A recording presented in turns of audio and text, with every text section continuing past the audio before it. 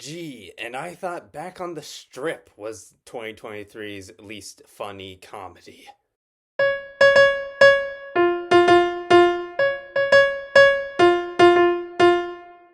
Hi, my name is Ryan Lane, and welcome to my review channel.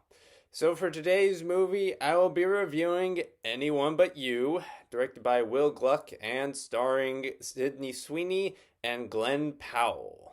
So normally I would begin this review by going over a basic plot summary of the movie, but no, I'm not going to do that. Why, you might ask? Because if you have seen any, and I do mean any rom-com within the last 2 decades, you have seen this movie. It's got insanely hot people who hate each other, and then, wouldn't you know it, just happen to grow to like each other. Heck, maybe even love each other. It's got the obligatory best black friend who pokes fun of his white friends for being stereotypically white. It's got people being naked or nearly naked every 5 minutes. Like, honestly, I should have had a stopwatch going.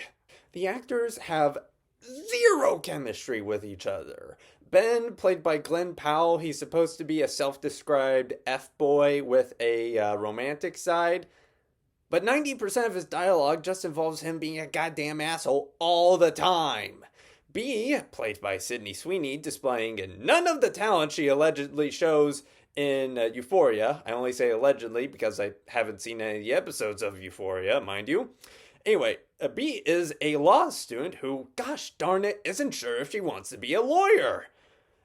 And aside from, conflict over quitting law school, the film goes nowhere interesting, and honestly, they could have picked any degree because her being a lawyer impacts the story none whatsoever.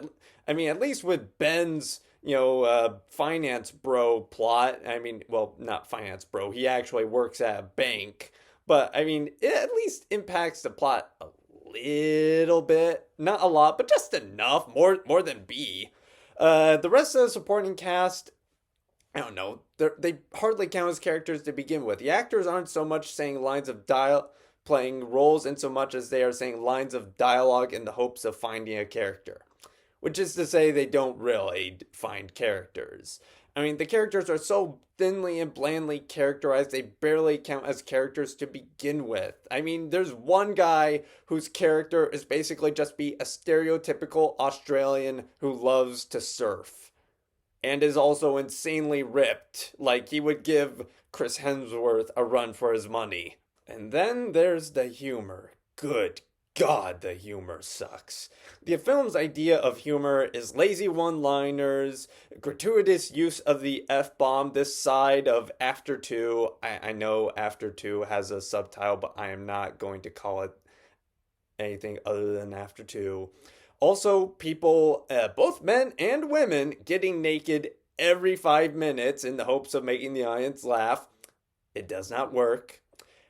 And any attempts at physical comedy fall flat. I mean, this film's idea of physical comedy is getting your pants wet and then gyrating yourself into an awkward position to use a hand dryer to unwet the pants. That's kind of this film's idea of physical comedy. I can count on one hand. No, I can count on one arm how many times I laughed during this movie, which is to say, one time. And to be fair to this movie, which I know is a very awkward sentence to say, given everything I've said before, it's an admittedly funny joke. I mean, it's like the writers somehow managed to get a good writer for one line of dialogue, and then the writer saw the rest of the script and was like, oh, hell no to this. And, one joke that worked. That's the level of unfunny I had to live with for 103 minutes. So with all that in mind, it is with great displeasure that I bequeath unto Anyone But You a 0-star rating. May God have mercy upon this movie's soul. So thank you for watching, and I hope you have a better day than I did watching this movie. If you liked this review and would like to see more like it, be sure to like and subscribe and leave a comment down below. And for today's comment section prompt of the day, what is your least favorite rom-com and why?